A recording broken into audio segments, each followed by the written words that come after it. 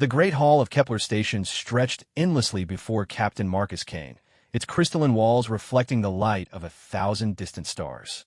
Alien dignitaries from across the galaxy had gathered for the Centennial Peace Summit, their varied forms creating a tapestry of evolution's endless creativity. The air hummed with translated conversations, each species contributing their unique perspective to discussions that would shape the next century of galactic politics. Marcus stood at the periphery, his battered combat armor drawing curious glances and barely concealed sneers from the assembled delegates. The ceramic plating bore scars from plasma burns, the left shoulder guard hung at an odd angle, and the helmet's visor displayed a spiderweb of cracks that distorted his view. To the casual observer, he appeared to be a relic from humanity's brutal past, a reminder of their species' violent tendencies that most civilized beings preferred to forget. The Zephyrian ambassador, Veltar, approached with the fluid grace of his aquatic species. His translucent skin shimmered with bioluminescent patterns that conveyed amusement and disdain in equal measure. "Captain Kane," he said, his voice carrying the melodic quality of underwater speech translated through universal communicators. "I must say, the equipment appears to have seen better days. Perhaps Earth's military budget requires some adjustment." A ripple of laughter spread through nearby delegates. The crystalline hegemony's representative clicked her mineral fingers together in what passed for their version of mirth, while a cluster of insectoid hive minds buzzed in harmonic amusement. Marcus had grown accustomed to such reactions over his 15-year career in the Galactic Defense Corps, but today the mockery carried a sharper edge. "The armor serves its purpose," Marcus replied simply, his voice steady despite the growing attention his presence was attracting. He had learned long ago that explanations only invited more questions, and questions led to answers that most species weren't prepared to hear. The towering figure of General Krexmoth, Supreme Commander of the Saurian Empire's military forces, loomed over the gathering. His scales gleamed like polished obsidian, and his predatory eyes fixed on Marcus with the intensity of a hunter sizing up wounded prey. "Humanity's representative appears to be underprepared for such an important gathering," he rumbled, his words carrying the weight of barely restrained aggression. "Perhaps this reflects the current state of your species' military capabilities?" The comment was clearly intended as provocation. Relations between humanity and the Saurian Empire had been tense since the border wars ended 3 decades ago. While officially at peace, both sides maintained a careful balance of mutual deterrence, with occasional displays of strength serving as reminders of their respective positions. "Appearances can be deceiving, General," Marcus said, meeting the reptilian warrior's gaze without flinching. "I'm sure someone of your experience understands that weapons often look different than expected." Before Krexmoth could respond, the melodious chime of Etherian crystals announced the arrival of the summit's most anticipated guest. High Counselor Zerlin of the Etherian Collective glided into the hall, her luminous form casting prismatic rainbows across the gathered delegates. The Etherians were among the galaxy's oldest sentient species, their mastery of energy manipulation and quantum physics having elevated them to near-mythical status among younger civilizations. "Honored delegates," she began, her voice resonating with harmonic frequencies that touched something primal in the minds of all present. "We gather today not merely to celebrate peace, but to address the growing threat that shadows our collective future." The hall fell silent as her words sank in. For months, rumors had circulated about disturbances in the Outer Rim territories. Entire star systems had gone dark, their communications ceasing abruptly with no explanation. Deep space monitoring stations reported gravitational anomalies that defied known physics, and several exploration vessels had disappeared without trace. "The entity known as the Devourer has awakened," Zaralyn continued, her ethereal form dimming slightly as if the very mention of the name drained her energy. "Our ancient records speak of a force that consumed entire civilizations during the galaxy's youth, leaving behind only empty space where once thriving worlds existed. It feeds on life force itself, growing stronger with each world it claims." Murmurs of concern rippled through the assembly. Some delegates appeared skeptical, their rational minds struggling to accept such an seemingly mythological threat. Others, particularly those from older civilizations, displayed obvious fear. The insectoid hive minds began clustering together, their collective consciousness processing the implications at superhuman speed. Admiral Vexhai of the Aquarian Federation stepped forward, her bioluminescent patches pulsing with agitation. Surely the combined fleets of our civilizations can handle any single threat, regardless of its nature. We have weapons that can crack planets, shield generators that can repel stellar radiation. What could pose such a danger to our united strength? Zara Lynn's form flickered, and for a moment, her usual serene composure cracked to reveal something approaching desperation. The Devourer is not defeated by conventional weapons, Admiral. It exists partially outside our dimensional framework, making it effectively immune to most forms of attack. Our ancestors managed to drive it into dormancy through great sacrifice, but they paid a terrible price. Entire species vanished from existence, their very memory erased from history. The weight of her words settled over the gathering like a suffocating blanket.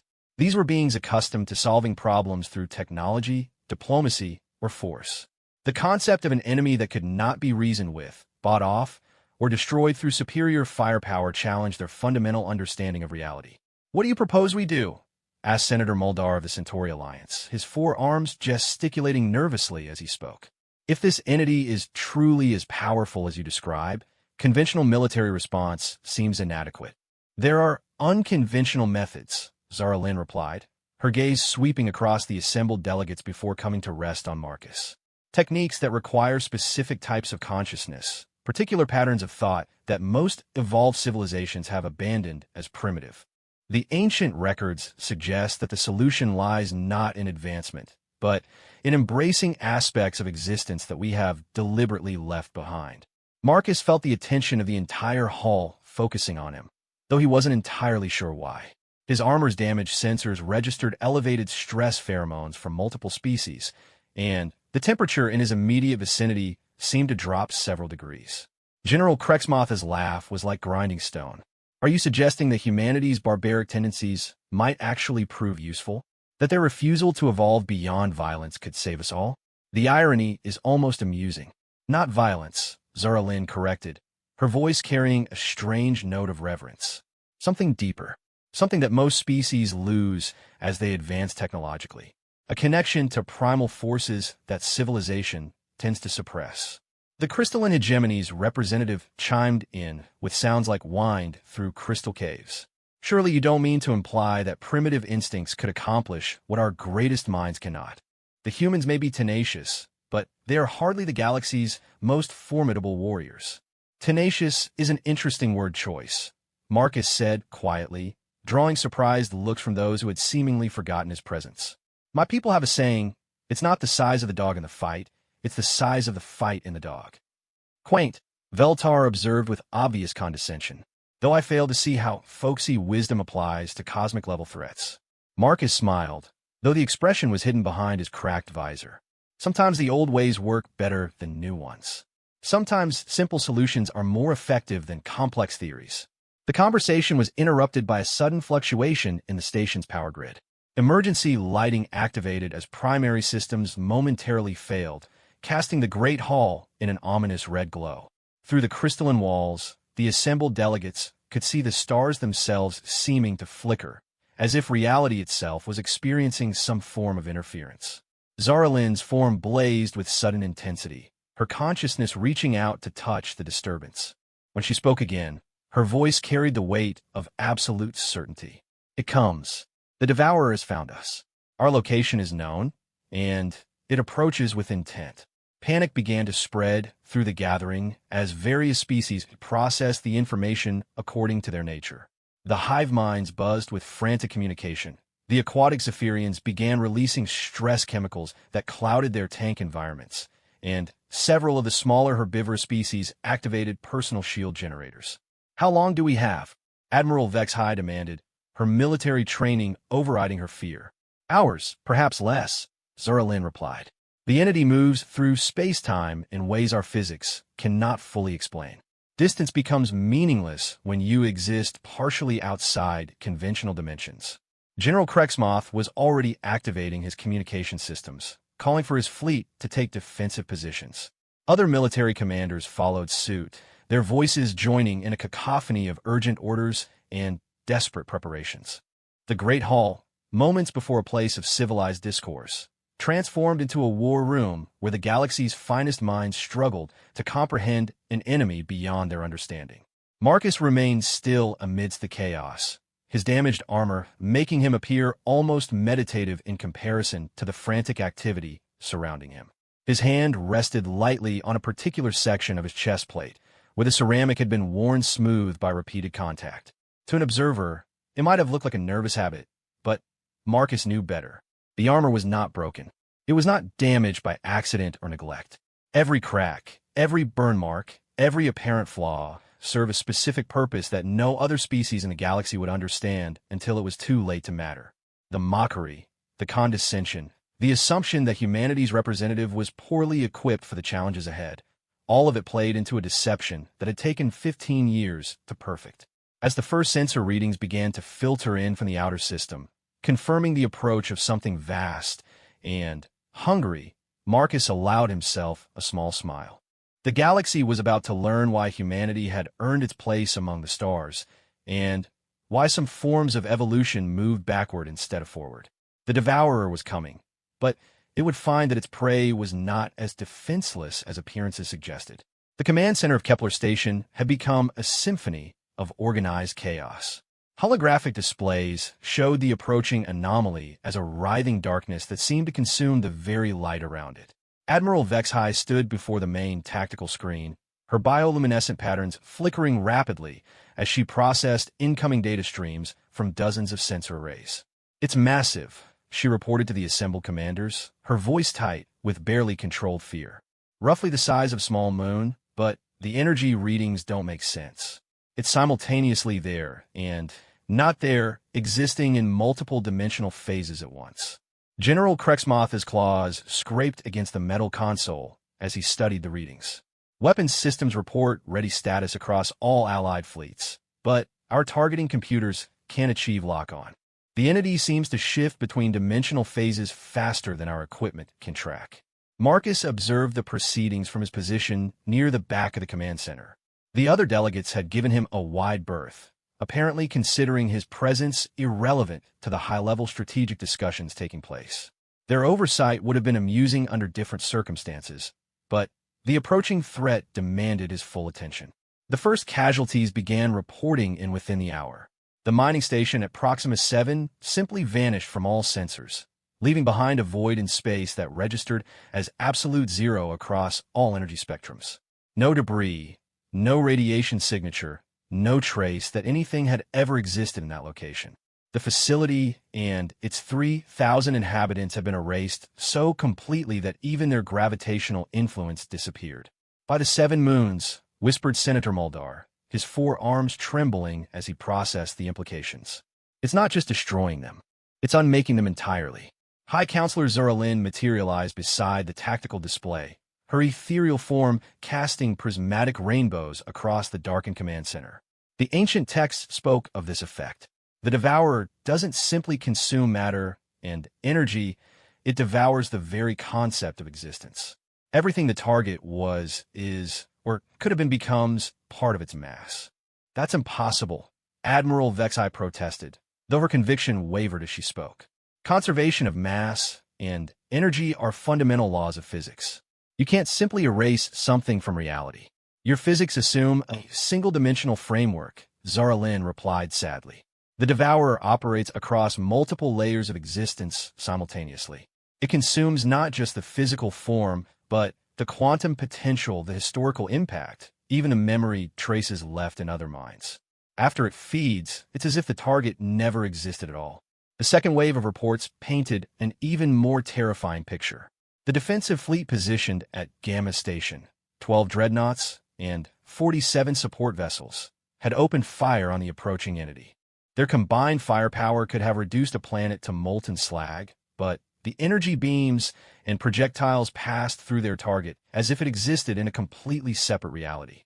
Then, the fleet began to disappear. Not destroyed in conventional terms, but simply ceasing to exist. One moment the ships were visible on sensors, their crews transmitting desperate tactical updates, and the next they were gone. No explosions, no final communications, no debris fields. The space they had occupied became empty in a way that defied comprehension. Our weapons are useless, General Krexmoth snarled, his predatory instincts frustrated by an enemy he couldn't properly fight. How do you kill something that exists outside our dimensional framework? You don't, Marcus said quietly from his position at the back of the room. His voice carried clearly despite its low volume, causing several delegates to turn toward him with expressions of surprise. You don't fight it on its terms. You make it fight on yours. Veltar's bioluminescent patterns shifted to indicate mockery. And what wisdom does humanity's broken warrior offer? Should we throw rocks at it? Perhaps challenge it to single combat? Marcus stepped forward, his damaged armor catching the light from the tactical displays. Sometimes the old ways work, because they're based on principles that transcend technology. My species learned to hunt when we were still living in caves. We understood predators and prey long before we understood physics. This isn't some animal to be hunted, Admiral Vexhai interjected with obvious frustration. It's a cosmic force that operates outside known reality. Your primitive hunting instincts are hardly relevant. Are they? Marcus moved closer to the main display, his hand unconsciously touching that worn section of his chest plate. Tell me, Admiral, when you developed your most advanced weapons, what principles did you base them on? Energy projection, quantum manipulation, dimensional phase variance, she replied automatically, then paused as she realized the direction of his questioning. All technologies, Marcus observed. All attempts to impose your will through superior capability. But what happens when your opponent doesn't operate by the same rules? When your advanced understanding becomes a limitation instead of an advantage? High Counselor Zaralin's form brightened with sudden interest. Continue, Captain Kane. Your perspective may be more relevant than our colleagues realize. Marcus gestured toward the tactical display where the Devourer's approach was being tracked in real time. Look at how it moves. It doesn't follow predictable patterns because it's not thinking like a military strategist or a computer program. It's following instinct, pure primal hunger. It goes where the feeding is best, takes the path of least resistance, conserves energy between major efforts.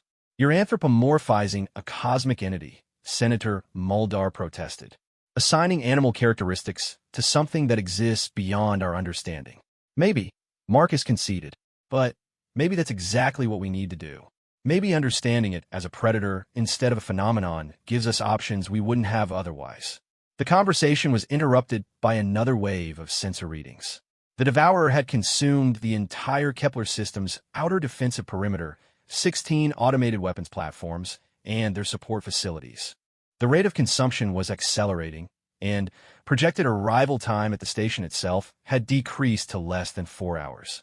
Even if your hunting analogy has merit, General Krexmoth said through gritted teeth, it doesn't change our fundamental problem. We can't damage something that exists partially outside our reality. Our weapons pass through it like it's not there. Because you're trying to attack its body instead of its behavior, Marcus replied. Predators have weaknesses that have nothing to do with their physical form. They have patterns, drives, instincts that can be exploited if you understand them well enough. Zaralin moved closer, her ethereal form casting shifting patterns of light across Marcus's damaged armor. The ancient texts mention something called the Berserker Protocol, a technique that our predecessors used to drive the Devourer into dormancy. But the knowledge was deliberately obscured, hidden within layers of metaphor and symbolism that we've never been able to decode. What kind of metaphors? Marcus asked, his interest clearly piqued. References to the warrior who fights without fighting, the strength found in weakness, the armor that protects by being broken, she recited from memory. Paradoxical concepts that seemed to contradict basic logic. Marcus was quiet for a long moment, his hand again touching that worn section of his armor. When he spoke, his voice carried a weight that hadn't been there before.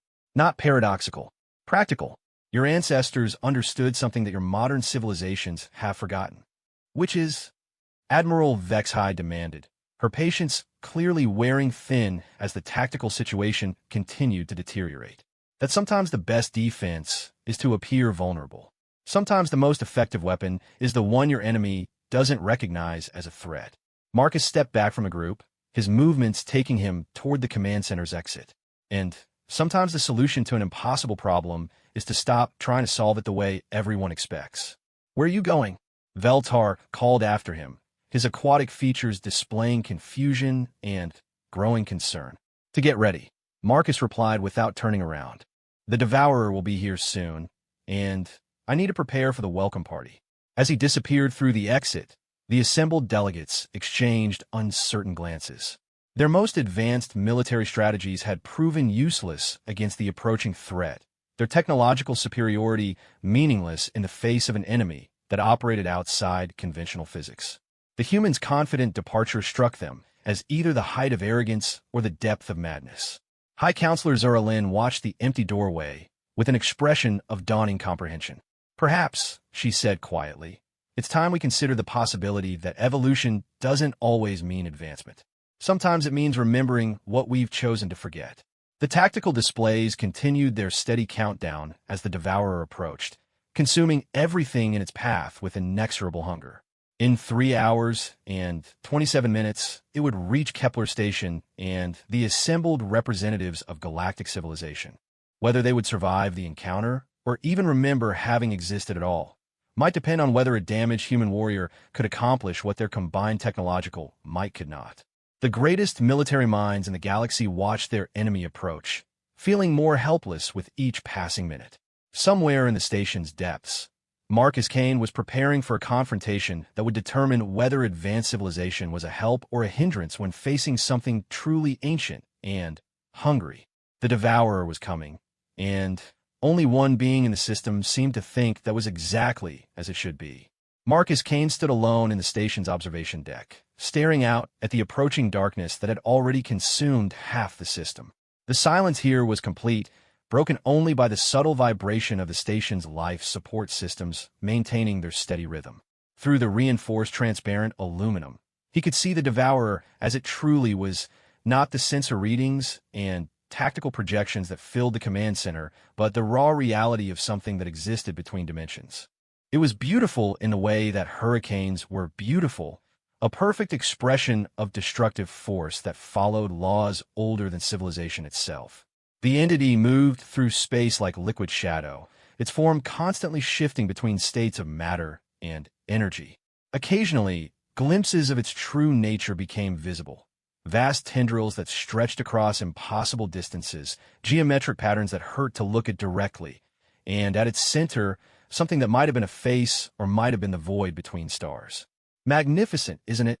High Counselor Zura had materialized behind him, her ethereal form casting rainbow patterns across the observation deck's walls.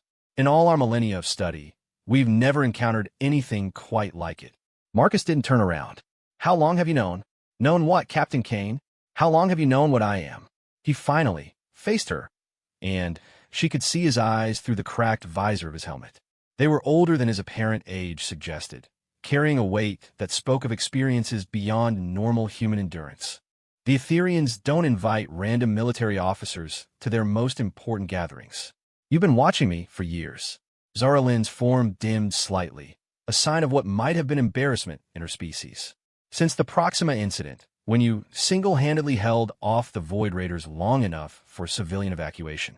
The way you fought, it wasn't entirely human. Entirely human, Marcus corrected. Just not the kind of human that most people understand. Your ancestors knew about us, didn't they? That's why their records contain references to warriors who fight without fighting, strength found in weakness. The Berserker Protocol, she whispered. We thought it was metaphorical language, poetic descriptions of psychological warfare techniques. But it was literal instruction, wasn't it? A manual for something that we assumed was mythology. Marcus began the process of removing his armor, starting with the gauntlets that had protected his hands for over a decade. The ceramic plating came away to reveal skin that was pale and unmarked, almost luminescent in the artificial lighting. My people call us Reapers. We're what happens when human genetics encounter something that shouldn't exist in normal space-time. The dark matter exposure incidents, Zara Lynn said, pieces of a long-hidden puzzle finally falling into place. 30 years ago, when Earth was experimenting with dimensional fold technology, the official reports claimed all test subjects died from radiation poisoning. Most did. Marcus continued disassembling his armor, each piece revealing more of what lay beneath. A few of us survived, but we were changed. The exposure didn't just alter our cellular structure. It gave us a connection to the spaces between dimensions. We became partially native to the same reality layers that things like the Devourer inhabit. The chest plate came away next, and Zuralin's form flared with surprise.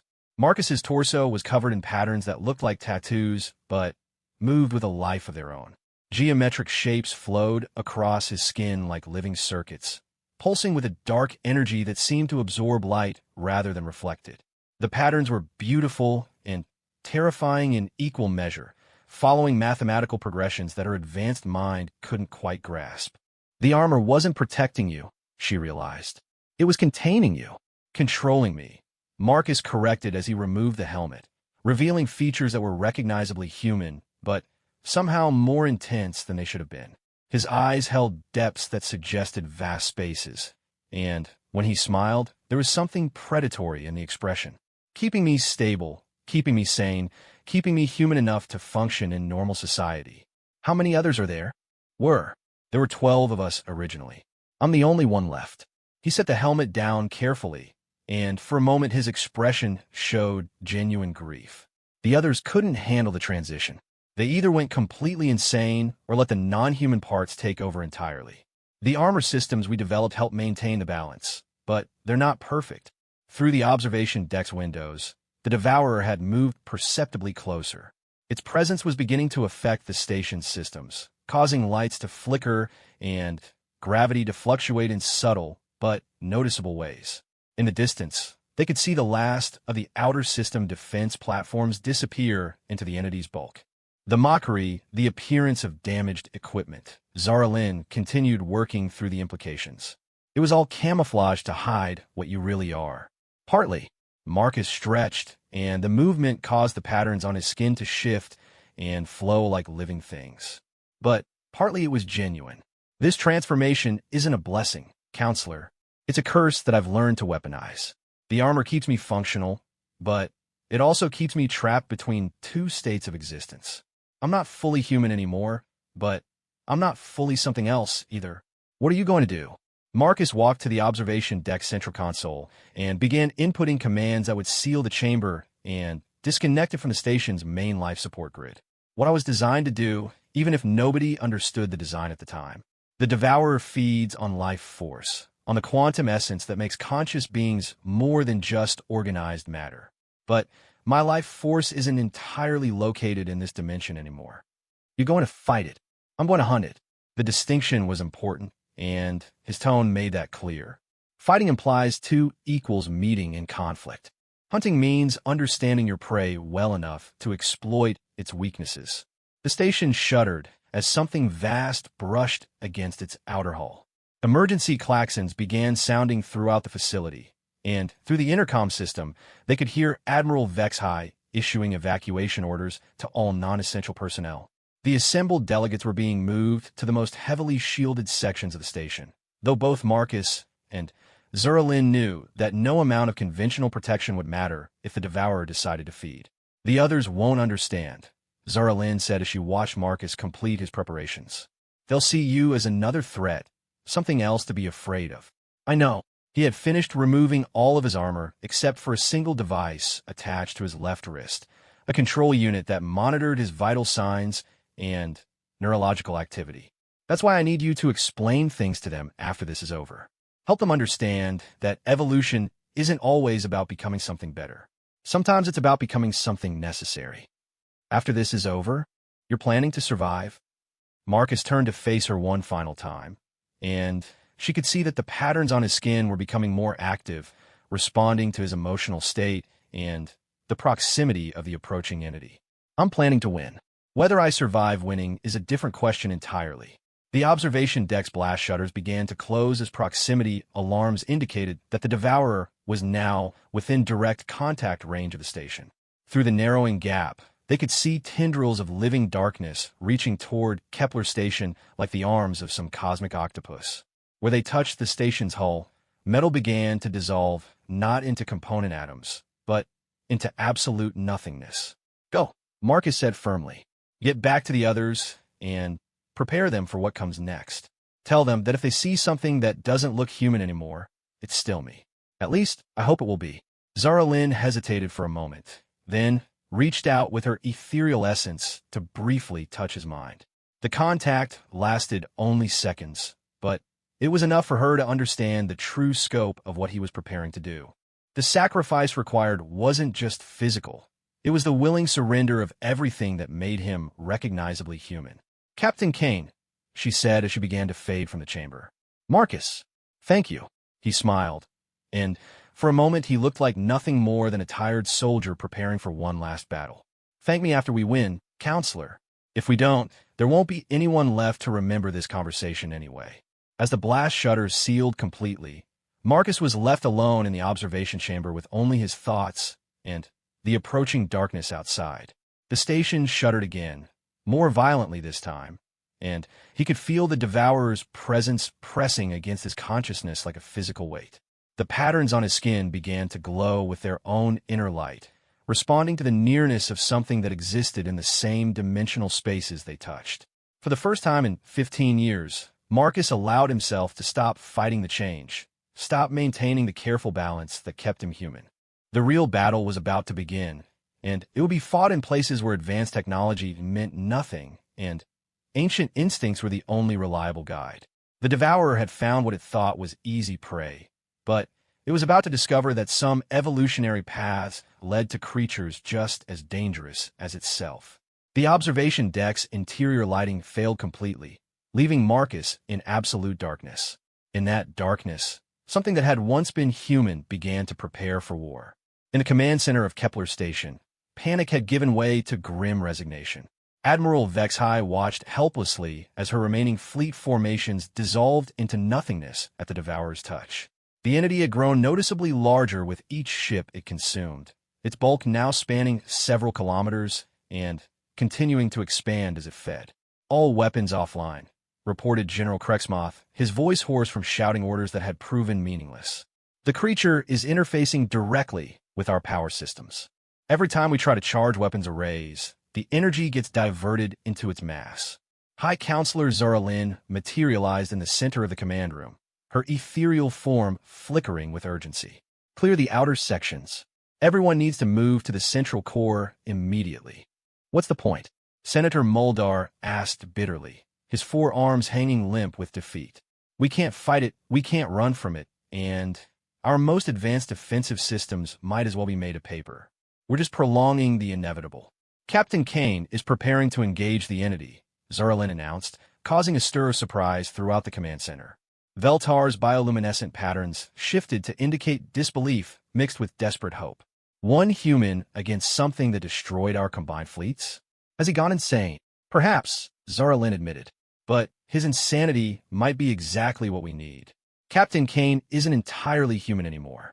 He's something that exists partially in the same dimensional space as the Devourer. Before anyone could respond, the station's lights flickered and died. Emergency power kicked in moments later, bathing the command center in deep red illumination that made every face look like it belonged to the damned. Through the reinforced viewports, they could see tendrils of absolute darkness wrapping around the station's outer hull like the fingers of a giant hand. "Hull breaches on decks 7 through 12, reported a technician, her voice cracking with fear. "But the breaches they're not holes. It's like sections of the station are just stopping existing. The Devourer was feeding, and they were all inside the meal." Then, something extraordinary happened. From a station's observation deck came a pulse of energy unlike anything in their recorded databases. It wasn't electromagnetic radiation or quantum flux or any form of force that their instruments could properly categorize. It felt organic and artificial at the same time, like the heartbeat of something that should never have been born. "What was that?" Admiral Vexhai demanded, but her question was answered before anyone could speculate. Through the viewports, they watched as a figure emerged from the station's hull. Not through an airlock or escape pod, but directly through the metal plating as if it were no more substantial than mist. The figure moved without any visible propulsion system, floating in hard vacuum as comfortably as if it were walking down a corridor. It had once been Marcus Kane. The basic humanoid shape was still recognizable, but everything else had changed. His skin now appeared to be made of living shadow shot through with veins of silver light that pulsed in complex patterns. His eyes had become pools of absolute darkness that seemed to contain their own miniature star fields. Most unsettling of all, he seemed to be partially translucent, as if existing in their reality was now optional rather than mandatory. By all the gods of the deep currents, whispered Veltar, his aquatic features displaying the kind of religious awe that his rational species rarely experienced. What has he become? The transformed Marcus moved toward the devourer with purpose, his path taking him directly into contact with the entity's outer tendrils. Where a normal being would have been instantly consumed, he passed through the dark appendages as if they were made of smoke.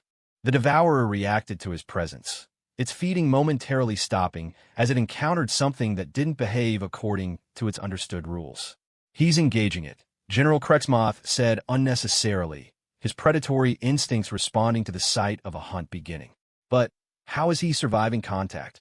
High Counselor Zerlin had extended her consciousness to observe the battle on multiple dimensional levels, and what she saw defied her species' advanced understanding of reality. He's not fighting it directly. He's negotiating with it, communicating in ways that transcend normal space-time. The battle, if it could be called that, took place across multiple layers of existence simultaneously. On the purely physical level, Marcus appeared to be dancing around the devourer's tendrils, his movements following patterns that seemed random, but clearly had underlying purpose. On dimensional levels that required specialized perception to observe, a more complex interaction was taking place. Marcus was speaking to the entity in a language that predated words, using concepts that civilized minds had forgotten how to process. He wasn't threatening or pleading or reasoning with it. Instead, he was establishing dominance through methods that reached back to humanity's earliest origins, when survival depended on understanding the difference between predator and prey.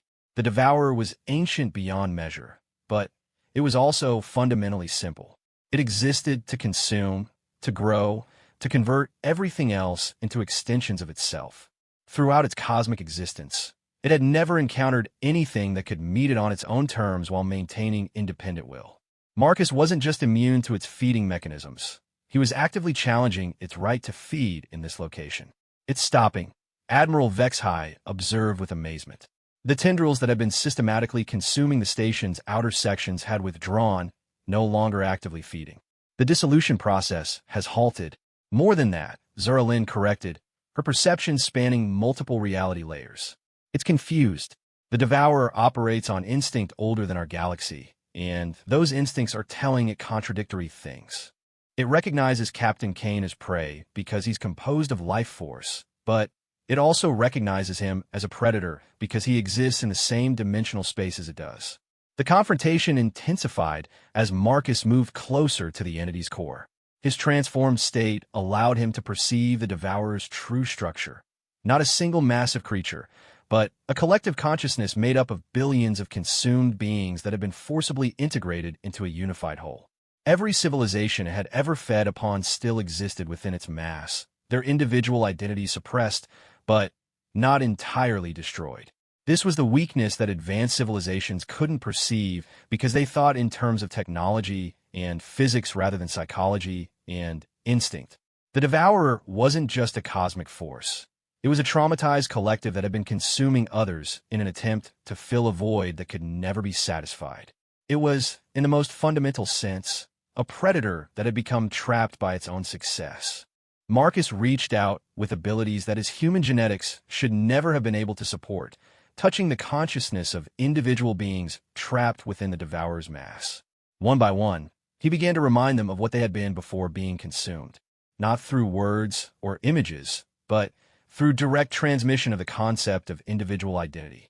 He's not trying to kill it, Zara Lynn realized with growing amazement. He's trying to cure it. The approach was working, but at tremendous cost to Marcus himself. Each contact with a trapped consciousness required him to share some of his own life force, his own sense of individual identity. The patterns on his transformed skin began to dim as he gave away pieces of himself to restore others to independent existence. The devourer convulsed as internal conflicts began to tear at its unified consciousness. Beings that had been part of its mass for millennia suddenly remembered their own names, their own purposes, their own reasons for existing as individuals rather than components of a larger whole. The entity's feeding had stopped entirely now, all its attention focused on maintaining control over a collective that was rapidly becoming uncollective. The station systems are coming back online, reported the technician with obvious relief. Power levels are returning to normal, and the hull breaches are healing? That doesn't make sense, but the metal is literally reforming where it had been dissolved. Through the viewports, they could see the Devourer beginning to lose cohesion. Chunks of its mass were breaking away as individual consciousnesses reasserted their independence and withdrew from the collective. Some of these fragments contained entire civilizations that had been consumed centuries ago, now suddenly free but completely displaced in time and space. Marcus was barely visible now, his form becoming increasingly translucent as he continued to share his life force with the beings he was liberating. The patterns on his skin had faded to almost nothing, and his movements were becoming slower and more labored. He was succeeding, but the victory was killing him. Can we help him? Admiral Vexhai demanded, her military training rebelling against the idea of watching an ally sacrifice himself without support. Ow! General Krexmoth asked practically. Our weapons can't touch the entity. Our technology can't interface with whatever process he's using, and we can't even survive in the dimensional spaces where the real battle is taking place. High Counselor Zaralin made a decision that would have been impossible under normal circumstances. Extending her ethereal form beyond its usual safety limits, she reached out across multiple dimensional layers to make contact with Marcus's consciousness. The experience was like touching a star, brilliant, burning, and fundamentally alien to her nature. But in that brief contact, she was able to transmit something crucial. The knowledge that his sacrifice was working, that the beings he was saving would remember what he had done, and that his death would have meaning beyond the immediate tactical victory. Marcus smiled, an expression visible even in his current transformed state, and threw the last of his life force into one final effort. The Devourer's core consciousness shattered like glass, releasing millions of individual beings who had been trapped for eons within its collective mass. The entity that had terrorized the galaxy for cosmic ages ceased to exist, replaced by a cloud of confused but free consciousnesses that would need decades to sort themselves out, but were no longer a threat to anyone. Marcus Kane collapsed into normal space-time, his transformation reversing as his life force dropped below the threshold needed to maintain his altered state. By the time rescue teams could reach him, he was human again, but barely alive. The galaxy was safe, but its savior might not survive to see what he had accomplished. 3 days after the encounter with the Devourer, Marcus Kane lay in a medical bay of Kepler Station, his body connected to life support systems from a dozen different species. The galaxy's finest medical minds had worked together to stabilize his condition, but his transformation and subsequent reversion had left him in a state that defied conventional understanding. Dr. Velnara of the crystalline hegemony monitored readings that fluctuated between normal human parameters and completely impossible values. His cellular structure is still shifting, she reported to the assembled medical team through harmonic frequencies that her species used for complex communication. It's as if his body can't decide what form it's supposed to maintain. Admiral Vexhai stood at the foot of the medical bed, her bioluminescent patterns dim with concern. The military commander who had initially dismissed Marcus as poorly equipped now found herself studying the man who had single-handedly saved the galaxy. Will he recover? Define recovery, replied Dr. Kethmar, whose insectoid species had contributed advanced regenerative treatments to Marcus's care. His vital signs are stable, but they're stable at levels that would be fatal for any normal human. He's existing in a constant state of controlled transformation that requires tremendous energy to maintain. High Counselor Zerlin materialized beside the bed, her ethereal form casting gentle rainbows across the medical equipment. She alone among the assembled beings could perceive Marcus on the dimensional levels where his real battle for survival was taking place. He's fighting to remain human, she explained. The transformation that allowed him to defeat the Devourer hasn't fully reversed. Part of him still exists in the same dimensional spaces that the entity inhabited. Can we help him anchor himself in our reality? Admiral Vexhai asked. Perhaps, Zara Lin replied thoughtfully. But it would require him to want to remain human. Right now, I think he's not entirely certain that humanity is worth the effort. As if summoned by their conversation, Marcus's eyes opened. They were human eyes again, not the pools of living darkness they had become during his transformation, but they held depths that spoke of experiences no normal person should have to endure. "How long?" he asked, his voice hoarse, but recognizably his own. 73 hours since you collapsed," Dr. Velnara answered in translated harmonics. "You've been unconscious for most of that time, though your brain activity suggested you were elsewhere." Marcus attempted to sit up, causing several monitoring devices to emit warning signals. "The fragments. The beings that were released from the Devourer's mass. Are they stable?" Admiral Vexhai stepped closer to the bed. "Stable enough. We've established contact with representatives from 17 different civilizations that were consumed by the entity over the past millennium. Most are confused and displaced, but they're organizing themselves and beginning to remember their original purposes." "And the threat? Is it truly ended?" High Counselor Zaralin's form brightened slightly. "The Devourer as a unified entity no longer exists. The individual consciousnesses you liberated have no desire to recombine, and most are actively working to ensure such a collective never forms again. You succeeded, Captain Kane, completely and permanently." Marcus lay back against the medical bed support systems, and for a moment he looked like nothing more than an exhausted soldier who had been asked to fight one battle too many. "Good. That's good. There will be consequences," Admiral Vexhai said gently. 17 civilizations suddenly reappearing after being presumed extinct for centuries. Displaced populations that need new homes, technologies, and knowledge that were thought lost forever. The political implications alone will take decades to sort out. "Not my problem," Marcus replied with a weak smile. "I'm just a guy who breaks things. Let the diplomats figure out how to put them back together." Dr. Kethmar clicked her mandibles in what passed for concern among her species. "Captain, your condition remains highly unstable. The transformation you underwent has left permanent changes in your genetic structure. We're not certain how to reverse them, or even if reversal is advisable given your current state." Marcus turned his attention to the insectoid physician. Meaning you're no longer entirely human," Zara Lynn answered before the doctor could respond. "The dimensional exposure that created your abilities has been amplified by your contact with the Devourer. You exist simultaneously in our reality and in the spaces between dimensions. Forcing you to remain purely human might kill you, and allowing the transformation to continue would make you something else entirely. Something that might be more effective as a guardian against cosmic threats, but would no longer be recognizable as the person you were." The medical bay fell silent as the implications sank in.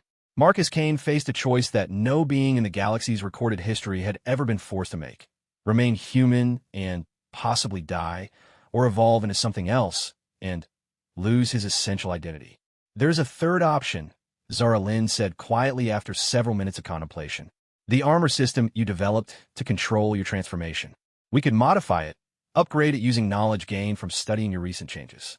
Create a technological solution that allows you to exist in both states as needed."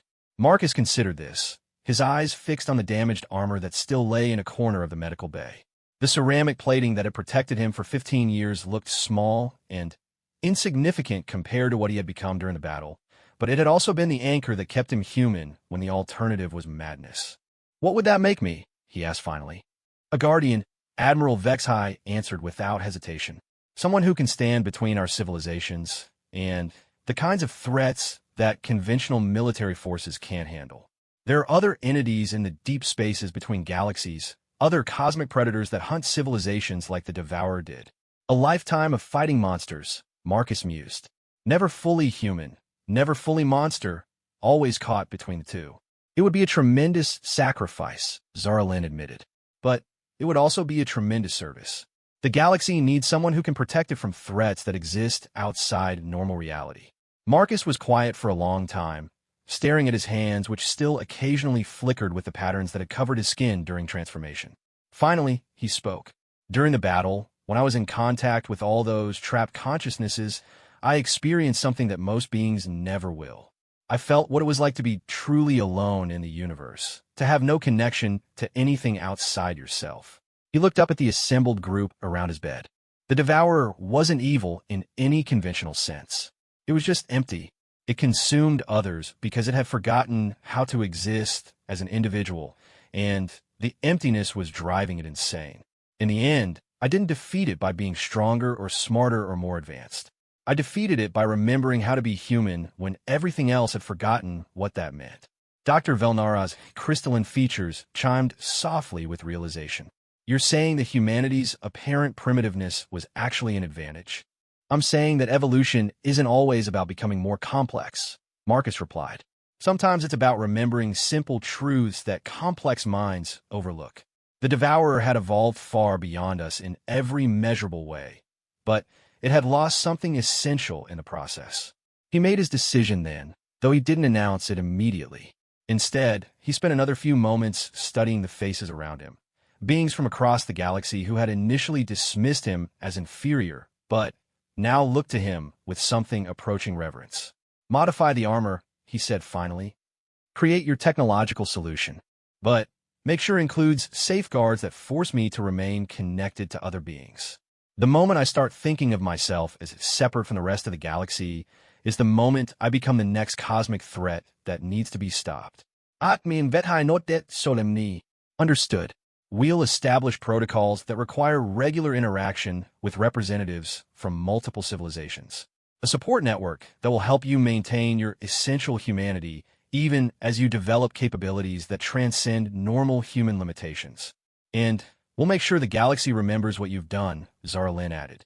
Not just the victory over the Devourer, but the method you used to achieve it. The reminder that advancement isn't always measured in technology or complexity, but sometimes in the willingness to maintain connections to fundamental truths. Marcus smiled, and for a moment he looked exactly like what he was, a tired soldier who had found a way to turn his greatest weakness into his greatest strength. Just don't make me into some kind of legend. Legends are for dead heroes, and I plan to be around for a while yet. The universe has a way of producing new monsters, and somebody needs to be ready to remind them what it means to be human. Outside the medical bay's windows, the liberated fragments of the former Devourer continued their work of organizing themselves into independent civilizations. 17 lost cultures were being reborn, their knowledge and perspectives adding new diversity to a galaxy that had thought it understood the limits of its own potential. In the deeper spaces between star systems, other entities stirred in response to the Devourer's destruction. Some were similar cosmic predators, attracted by the scent of inhabited worlds. Others were different kinds of threats entirely, representing challenges that even Marcus's transformed capabilities might not be able to address. But for the first time in millennia, the galaxy had something it had never possessed before, a guardian who existed in the spaces between realities, someone who could fight monsters without becoming one himself. The broken armor that had once been mocked as a sign of humanity's inferiority would be rebuilt as the most advanced protective system in known space, a technological marvel that preserved the essential humanity of its wearer, while granting him capabilities that transcended normal understanding. Marcus Kane would live to fight again, and the galaxy would be safer for his presence. But, perhaps more importantly, the beings of countless civilizations would remember that true strength sometimes came from admitting weakness, that the best armor was sometimes the kind that appeared broken, and that the most effective warriors were those who never forgot what they were fighting to protect. The universe was vast and full of dangers that conventional military forces couldn't comprehend, but it was also full of connections between thinking beings who chose to stand together against the darkness. In the end, that choice, the decision to remain connected rather than isolated, might be the only thing that truly mattered. Marcus Kane closed his eyes and began planning for the next battle, whenever and wherever it might come. He was no longer quite human, but he was still human enough to remember why the fight was worth winning.